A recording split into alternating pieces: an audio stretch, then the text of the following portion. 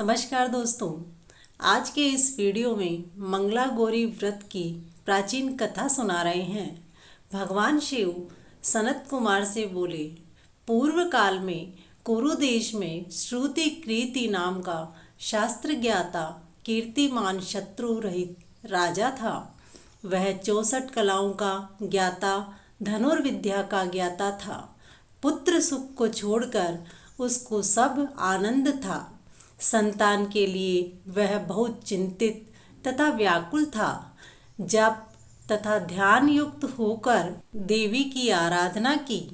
उसके इस तप से ही देवी प्रसन्न होकर उससे बोली, हे व्रती, वर मांग। जब श्रुति कृति ने कहा, हे देवी, आप यदि प्रसन्न हैं तो सुंदर पुत्र दो। हे देवी, आपकी कृपा रूपी आशीर्वाद से किसी अन्य चीज की कमी नहीं है। राजा की यह बात सुनकर मंद मंद मुस्कुराती हुई उस देवी ने कहा, हे राजन, तुम दुर्लभ वस्तु की याचना करते हो, लेकिन तुम पर कृपा कर तुमको पुत्र दूंगी। हे राजेंद्र, सुनो, पुत्र अत्यंत गुणी होगा, लेकिन 16 साल से अधिक नहीं जीवित रहेगा। यदि सुंदर तथा विद्याहीन पुत्र होगा तो वह बहुत समय तक जीवित रहेगा। देवी की वाणी सुनकर राजा चिंता करने लगा। उसने अपनी भार्या से विचार कर गुण विशिष्ट पूर्ण लक्षण युक्त 16 साल की आयु वाला पुत्र मांगा। देवी ने उसे तथास्तु कह भक्त राजा के लिए आज्ञा दी। हे नवनंदन, मेरे दरवाजे पर आम का पेड़ है। मेरी आज्ञा से उस पेड़ के फल को लेकर अपनी पत्नी को खाने को दो। उसके खाने से उसी समय रानी निसंदेह गर्भ धारण करेगी। राजा ने प्रसन्न होकर देवी की आज्ञा से अपनी पत्नी को आम फल खाने को दे दिया, जिसके खाने से पत्नी ने गर्भ धारण किया। उससे 10वें महीने में देवतुल्य पुत्र का जन्म हुआ। हर्ष से संपन्न राजा ने पुत्र का जात कर्म आदि संस्कार कर दिया और शिव स्मरण करते हुए उसका नाम चिरायु रखा। जिस समय उसका 16वां साल प्रारंभ हुआ, उसी दिन सपत्नीक राजा को चिंता होने लगी। राजा ने विचार किया कि यह पुत्र बड़े ही कष्ट व मन्नत से प्राप्त हुआ है। अपने समक्ष उसकी दुखद मृत्यु कैसे देख पाएंगे। अतः राजा रानी ने अपने पुत्र चिरायु को उसके मामा के साथ काशी भेजने का प्रबंध किया।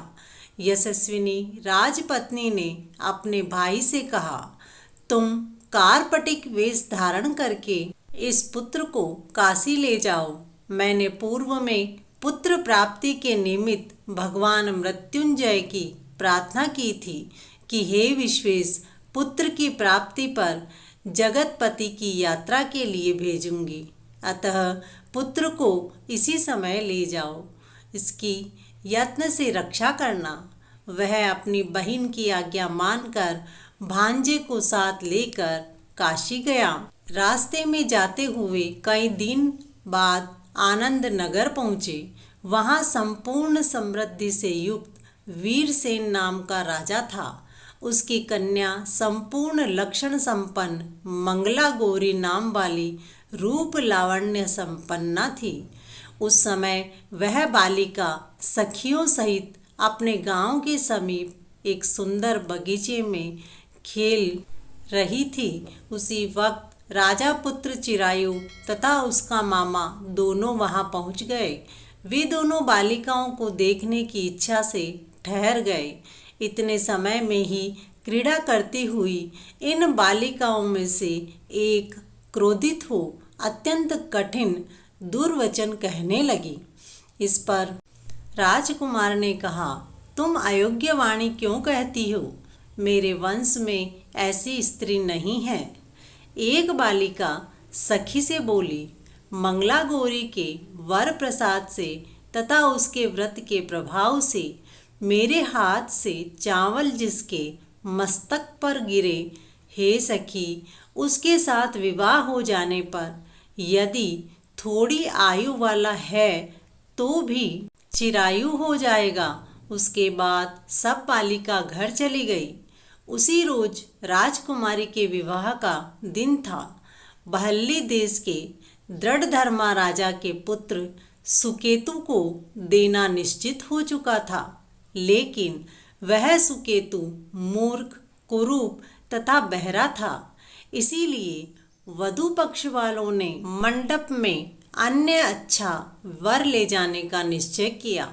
विवाह होने पर वहां से सुकेतु चला जाएगा, यह विचार कर चिरायु के समीप जाकर उसके मामा से कहा, यह बालक हमें दे दो, क्योंकि आपके बालक द्वारा हमारा कार्य सिद्ध होगा। इस भूमि पर परोपकार के तुल्य अन्य कोई धर्म नहीं है। यह वाणी सुनकर उसका मामा हृदय से राजी हुआ, क्योंकि उन्होंने पूर्व में वाटिका में बालिका की वाणी सुनी थी। लेकिन वधूपक्षीय जनों से कहा, आप लोग इस बालक को क्यों चाहते हैं? कार्य सिद्धि के लिए वस्त्र अलंकार आदि मांगा जा सकता है, परंतु वर की भिक्षा नहीं दी जा सकती है। आप लोगों के गौरवार्थ फिर भी मैं दे देता हूँ। उन्होंने चिरायु को ले जाकर विवाह कार्य सिद्ध किया। सप्तपदी आदि कार्य होने पर रात में गौरी शंकर के समीप प्रसन्न चित्त से राजकुमारी के साथ विवाह हो गया। उसी दिन चिरायु का 16वां वर्ष समाप्त था। उसी रात सांप के रूप में काल वहां आया। उस समय देव योग से राजकन्या उठ गई। वह महासर्प को देख भय से विह्वल होकर कांपने लगी। उसी समय धीरता से राजकन्या ने सर्प की पूजा की। 16 उपचार से अर्चन कर पीने के लिए बहुत सा दूध दिया और प्रार्थना की कि मैं उत्तम व्रत करूंगी, मेरे पति इस सर्प से जीवित हों तथा चिरंजीव हो, ऐसा कीजिए। उस समय सांप ने कमंडलू में प्रवेश किया। अपनी चोली से राजकन्या ने उस कमंडल का मुख बांधा। उसके पश्चात पतिदेव शरीर को ऐंठते हुए जाग उठे। अपनी पत्नी से कहा, हे प्रिय, मुझे भूख सता रही है। उसने माता से समीप जाकर पायस, लड्डू आदि लाकर पति को दिया। उसने प्रसन्नता से भोजन किया।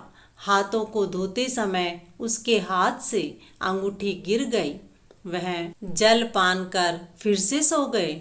फिर वह राजकुमार का कमंडलू पात्र फेंकने गई, लेकिन विधि विधान से बाहर जाने पर चमकते हुए हार की कांति को देखकर विस्मित हो गई। उस घट में स्थित हार को अपने गले में धारण किया। कुछ रात शेष रही तो चिरायु का मामा उसे ले गया। चिरायु के जाने के बाद वर पक्षीय सुकेतु को ले आए।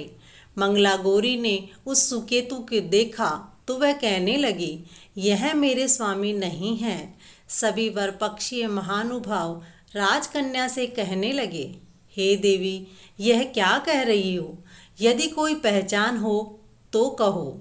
तब मंगला गौरी ने कहा, जिसने रात में नवरत्नों से निर्मित अंगूठी मुझे दी, वह इस अंगुली में देखकर पहचान करो। रात में स्वामी पतिदेव ने मुझे हार दिया है। उस हार के रत्नों की सुंदरता कैसी है, यह बतावें। रात्रि में आक्र सेवन के समय मेरे पतिदेव का केसर युक्त पैर मेरी जांघ में लगा हुआ है। सब लोग उसे भी देखें, देरी नहीं करें। रात्रि के समय जो बातचीत हुई तथा भोजन क्या हुआ, जैसे भी यह कहे तो वही मेरा पति होगा। यह मंगला गौरी की वाणी सुनकर सब लोगों ने कहा, ठीक है, ठीक है। लेकिन चिन्हों को बताने से सुकेतु ने मना किया। वर पक्षीय जैसे आए थे वैसे ही चले गए। मंगला गौरी के पिता वीरसेन ने प्रसन्न चित्त से अन्न, जल आदि का एक सत्र यज्ञ किया। महल के बरामदे में चिक के भीतर कन्या को राजा ने बिठाया। इस प्रकार 1 साल यात्रा करते हुए अपने मामा के साथ चिरायु फिर अपनी ससुराल का वृत्तांत देखने के लिए आया। जब मंगला गौरी ने चिक के भीतर से उसे देखा तो प्रसन्न होकर अपने माता पिता से पतिदेव के आने की बात कही। राजा ने पूर्व में कहे हुए सारी पहचान देखकर पवित्र मुस्कान वाले पुत्री को चिरायु को दिया। शिष्ट लोगों के सहित राजा ने विवाह उत्सव का वस्त्र आभरण आदि अश्व गज रथ तथा बहुत सी चीजें देकर विदा किया। फिर वह चिरायु अपनी पत्नी एवं मामा के सहित कुलनंदन सेना सहित अपने नगर गया। जब चिरायु के माता पिता ने नगर के लोगों के मुखार विंद से उसके आने का समाचार सुना तो विश्वास नहीं किया, क्योंकि भाग्य विपरीत कैसे हो सकता है। इसी बीच यह चिरायु माता पिता के पास गया। प्रेम मग्न होकर चिरायु ने भक्ति द्वारा अपने माता पिता के चरणों में प्रणाम किया और माता पिता ने चिरायु का मस्तक चूमकर परम आनंद प्राप्त किया। मंगला गौरी पुत्र वधू ने भी सास ससुर को नतमस्तक होकर प्रणाम किया। पुत्र वधू को सास ने अपनी गोदी में बैठाकर सब बात पूछी। मंगला गौरी पुत्र वधू ने श्रेष्ठ व्रत महात्म्य और जो कुछ इतिहास था सब कहा। भगवान शिव सनत कुमार से कहते हैं कि हे सनत कुमार, इस मंगला गौरी व्रत को मैंने आपसे कहा है। इसे जो भी सुनेगा वह कहेगा उसके सभी मनोरथ सिद्ध होंगे। बोलो भोले शंकर की जय।